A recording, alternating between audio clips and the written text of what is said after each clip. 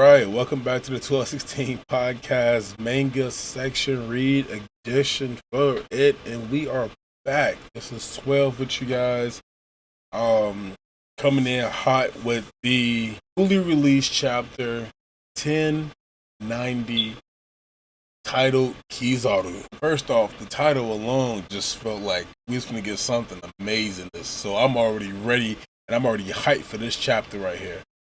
I know we start off kind of weird. We start off with the cover panel, of course, which is always fun to look at. The cover panels, cover story, cover arts, they always tell some type of funny story. And we see Captain Kuru of the Black Cat Pirates reading with black cats. There's three black cats around him. They all have on glasses, and it's actually pretty funny to just see. But then we start off, of course, with the famous line that Luffy always says when he's about to get the Straw Hat Pirates in a world of trouble. He starts off with the read saying that, "Hey, this is Monkey D. Luffy, the man who's going to be king of the pirates." As he answers transponder snail for the girls say as they're talking to him. First off, Luffy has done this multiple times and it never ceases to put a smile on my face. This has to be one of the funniest moments that I've ever seen. And I'm going to continue to love it because at the end of the day, come on now, who doesn't love when Luffy has been Luffy? As you can tell from where we're at right now currently with the anime, Luffy is prime Luffy right now, Joy Boy-ish. But yeah, you got to love it. And as they're talking, we see the back and forth a little bit that transpires between Luffy and the girls say, and just how the girls say aren't really going for that. Like, dog, like we want three things from you. We want to get back, make sure that York is safe, get the punk records, and also get the power station that creates the Mother Flame. Like, these are the three things that we want. You have them lined out. We will get them type stuff. The girls say on that, and they look like they mean business. We know that Jay Garcia is there as well with Kizaru. I was actually really excited to see what happens and what comes up after this. But of course, Nami and Robin and Usopp are all looking on as Luffy is just telling them everything and, talking to them back and forth with them. As Luffy said, he stated that, if you want to see York alive, send all the ships to clear off type stuff. And Nami is just sitting there with her hand on her face. Usopp's in the background yelling, like that would never happen. And then, of course, we have Robin actually rationalizing things with Luffy, telling Luffy again, hey, you should probably not be telling the enemy our secrets and what we should be and how we're moving, but also you probably should just keep the information to yourself because the government is trying to get you to talk so he get information out of you. So it's kind of weird to see that, especially since they're in a room with Rob Lucci and Kaku. Like, you have two world government secret agents in there with you. But I digress. We also get word that Big News Morgan is listening in on a conversation, and he realizes that that's Luffy's voice. And he's trying to figure out what's going on. So I'm sure we're going to see something come out a little bit later on inside the newspapers that just state Luffy challenges the world government yet again. So it's been really good. As we look around, we get Nami. Nami's there also beating the hell out of York. York has a big ass knot on her head, as we can all see. And you see in the background that, Zoro's trying to stop Nami from attacking York even more, which isn't really happening too much. Because York has a huge knot just indented on her forehead, and it's by far like just hilarious. And it's normally Nami giving Zoro and the guys the knots, but for her to see doing to somebody else and Zoro trying to stop her, I'm proud of him. We get, of course, the scene where Chopper is just checking up on Robin and making sure that Robin's okay. I love seeing their interactions because, Robin is mommy, of course. But Chopper is always going to make sure that mommy is okay. And just to see Zoro, Chopper, and Robin in the same panel, like, that brings warmth to my heart being a Zoro fan, and a Robin lover. So, hey, it's always good to see them whenever they pop up. But they're not important towards the story. Too much going on right now. We see that we do get a quick cutaway though, and the cutaway is of Jay Garcia sitting down with one of the Marines, and they're talking and talking and talking about stuff. Hey, Rob Lucci squad, let's get him out of there. Also, what about him? What's going on? And it just doesn't really seem to phase Jay Garcia that much. But it's what Jay Garcia says next. His next line says, "Remember, human life holds no more value than that of an insect. No matter how far the numbers dwindle, it's always possible for them to multiply again." And I said it before, and I'll say it again. This just reiterates to me that I believe that Jay Garcia is not of this world. He's not a human. Jay Garcia is actually, him, the other guru say, and of course, Im Sama, like, they're not of this world. Or it just doesn't seem like they have human tendencies at all. They don't age.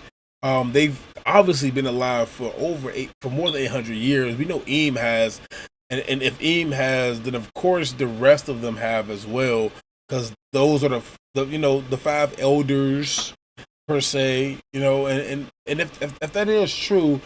If that is true, I wonder why nobody else has noticed that they're in charge still, or if they just don't know at all and just think that the five elders are always rotating out.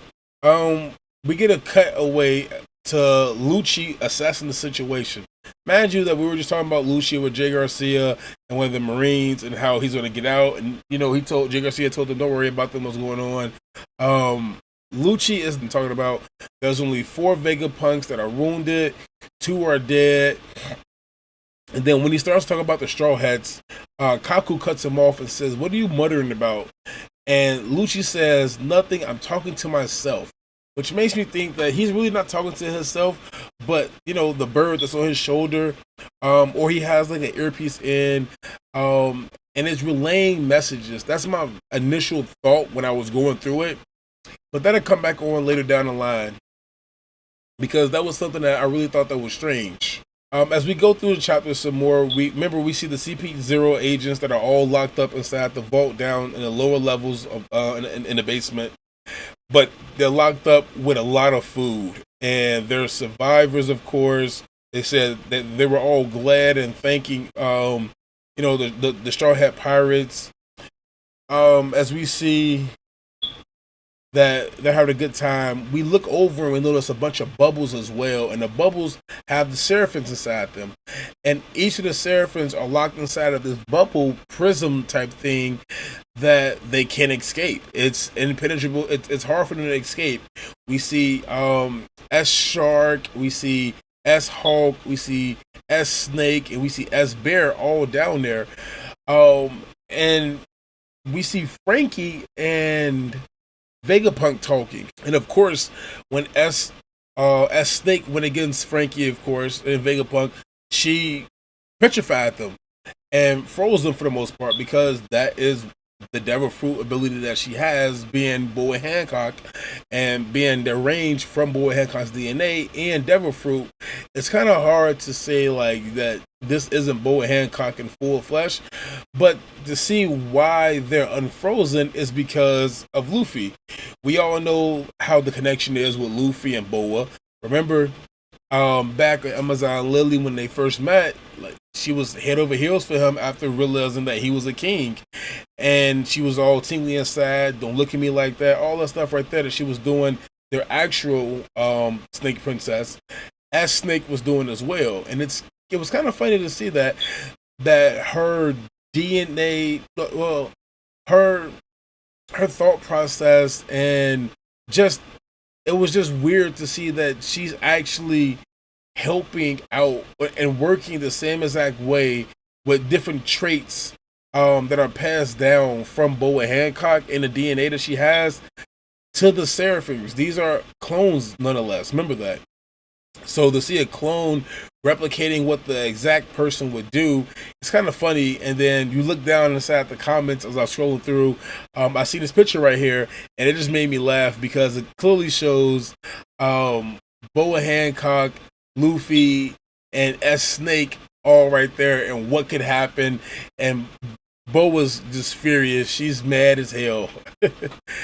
But we keep going down, and even to think that my first thought was, wow, like that was interesting. And as I read the next panel, of course, Jinbei said the exact same thing. Jinbei was like, ha ha ha. What did he say exactly? He said, she's just like the real Hancock, the world's worst personality. And it's crazy that he said that because the trait was passed on. So it goes a lot deeper than just, the cloning process. It goes all the way into the DNA and the traits that person carries, their will per se. But we look around again some more, and Stella screams, we got the comms back on. Stella's there with Vegapunk, and Luffy's looking onto the screen, and Luffy's talking to a snake that's down inside there, but he calls her Hancock still. And as Snake is just covering her face. There's no way. Did you say you love me? The same exact thing that Boy Hancock does. So seeing that back again is always fun to see. Since we haven't gotten a lot of Boy Hancock since the whole Blackbeard incident or Amazon Lily. So Blackbeard, Rayleigh, all of them over there. Like until when we got that was probably the last time that we really seen her. So I'm glad we get to see S Snake now. But since the comms are back up now, everything is coming back online, but people still aren't responding back to the signals that's going out. And that's because they can't do anything without disabling the barrier. But in order to disable the barrier or do anything, you need the passcodes. And the passcodes are all with York. And it's all inside of York's mind because York did not back it up to the Vegapunk cloud. Since it's not backed up, York is the only person who could get in and get out. It's not inside the Vegapunk records. And Lilith goes crazy. You dirty traitor. She starts beating her up and starts going wild. And it's funny to see because now we get, the Straw Hat antics back now, except with everybody. And we're looking on, and Stella is just talking about how we're completely surrounded. There's no way for us to get out of this. And now, Stutzy is talking about it. Stutzy is talking about how we're completely surrounded. There's no way out of it. And what their next move should be. And as Stutzy is talking about this, we see Vegapunk asking Nami, of course, about her being the navigator of the Straw Hats. And because she is the navigator of the Straw Hats, she should have an eternal log pose, right? He didn't say that, but that's pretty much assumed. So he asks her, about has the log changed, has it relocated anything, what's going on, and the log has a move. It's still relocating the next islands, but there has been one island that's been attached on the log post since they were in Wano. And if you remember, they drew straws. The shortest straw was given to Eustace, Captain Kidd, and the Kid Pirates to go to the next island. So we all know that island was the closest one, meaning that in the northeast, the island that the log post has been logged onto for the longest has been Elbaf, the land of the giants. And when this is said, Luffy and Usopp go nuts. They start dancing, singing around everywhere. We're going into the land of the giants, the land of the dreams.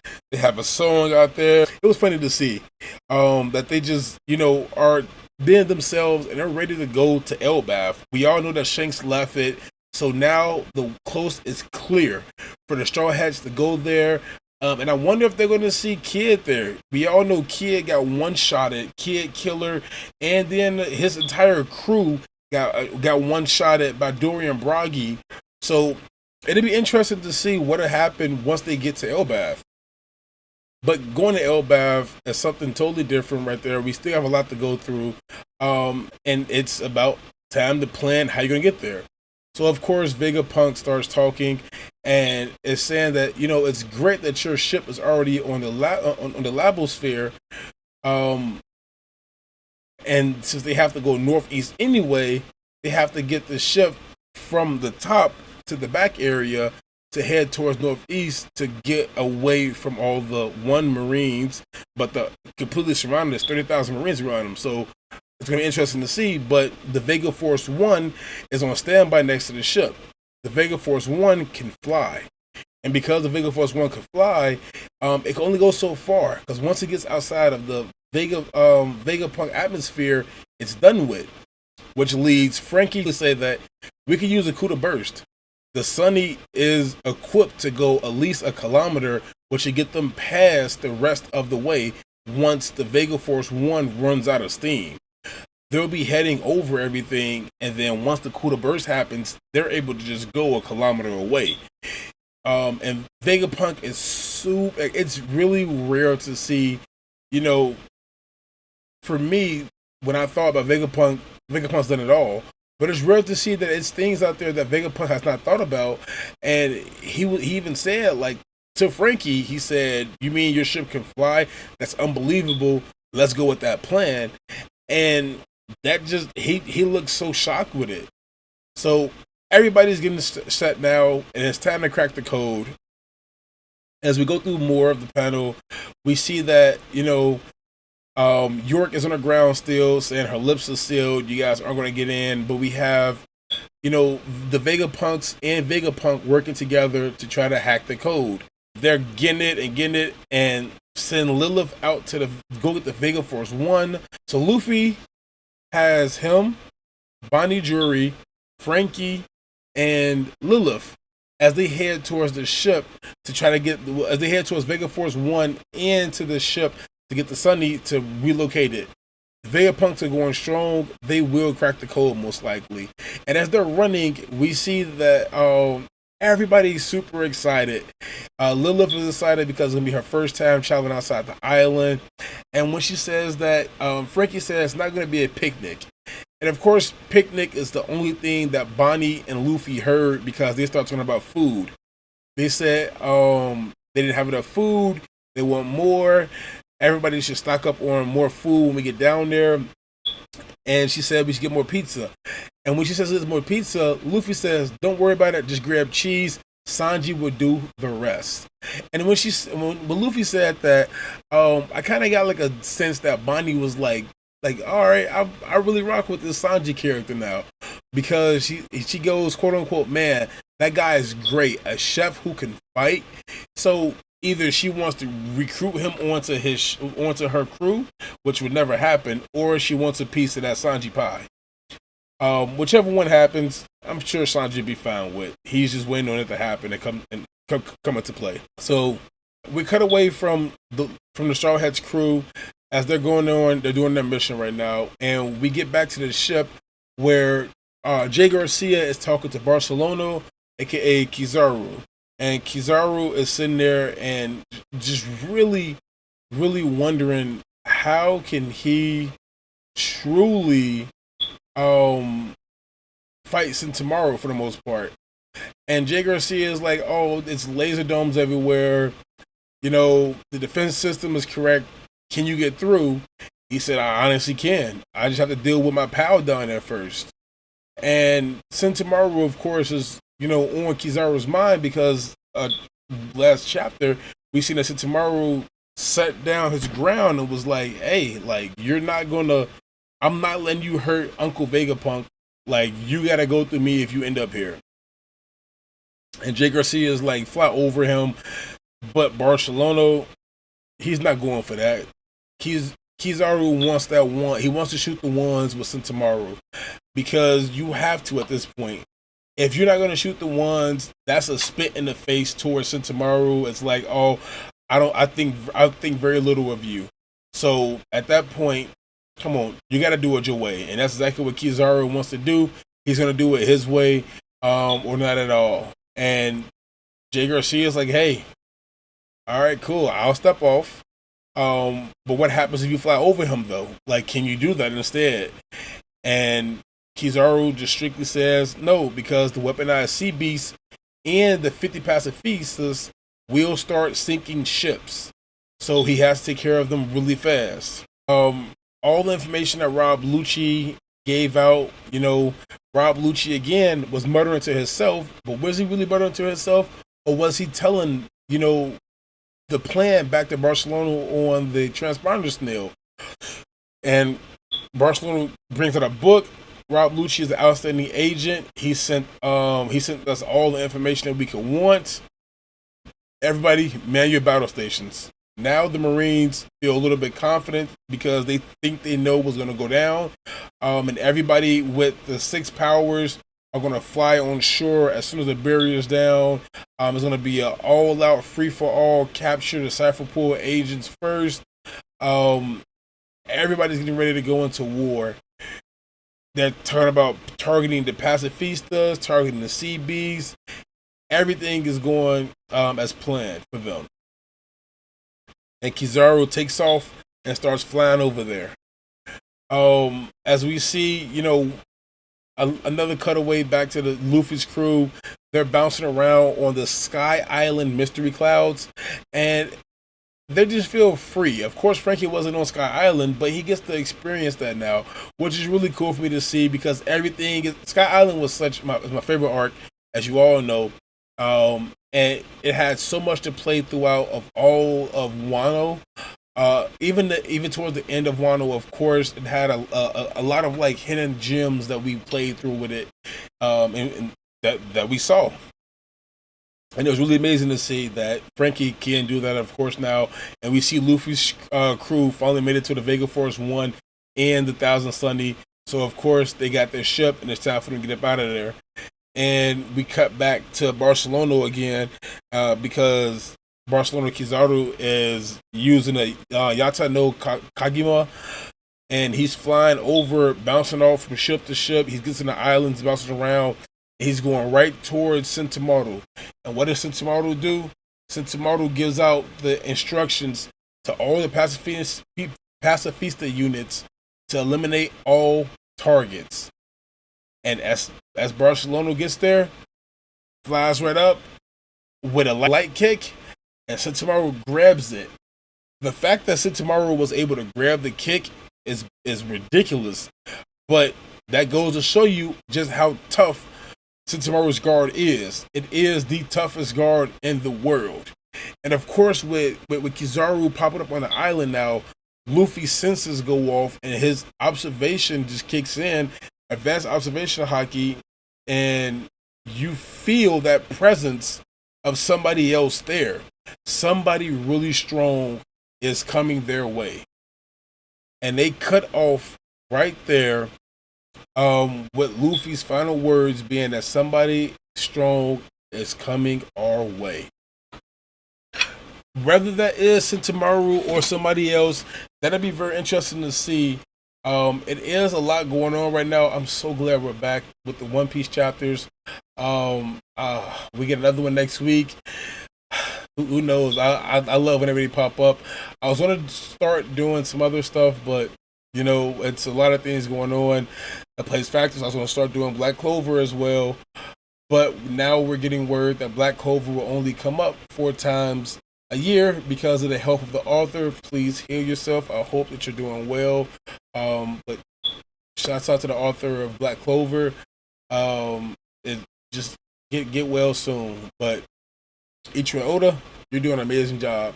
Like I no matter what happens with it, I'm glad we're back with the Straw Hat Pirates. It's been a very long time, but I have not been let down of Peak Piece.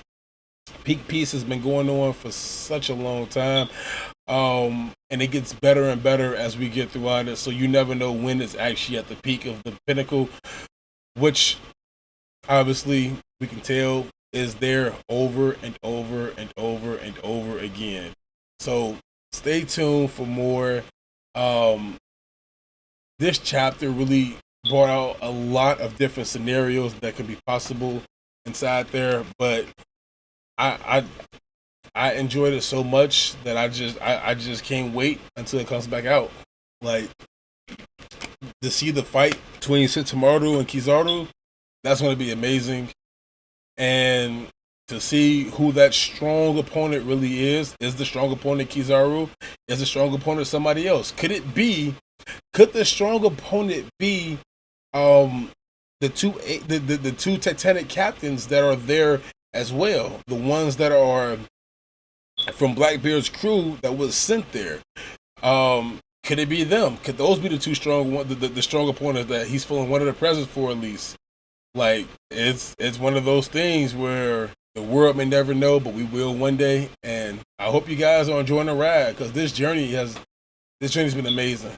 Manga read, anime watch, it's been amazing. So get back to it. I'm glad we're back at it and we're going strong with more peak piece. Um, we're gonna be in Elbath soon. I'm super excited to see how that goes. Make sure you guys like, comment, subscribe if you want to share as well. Stay in tune with us on our Twitter. We finally have Twitter going up a little bit more. Of course, stay in tune with our Instagram, 1216 Podcast everywhere. You can click down below on our Linktree page and get get our website right there. You can just follow us on social media in general.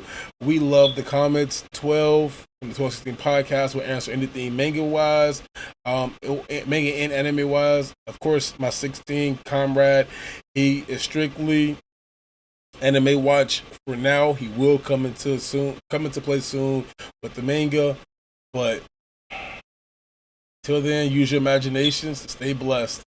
12 signing off. Oh wait, and we're joined by Kizaru as well.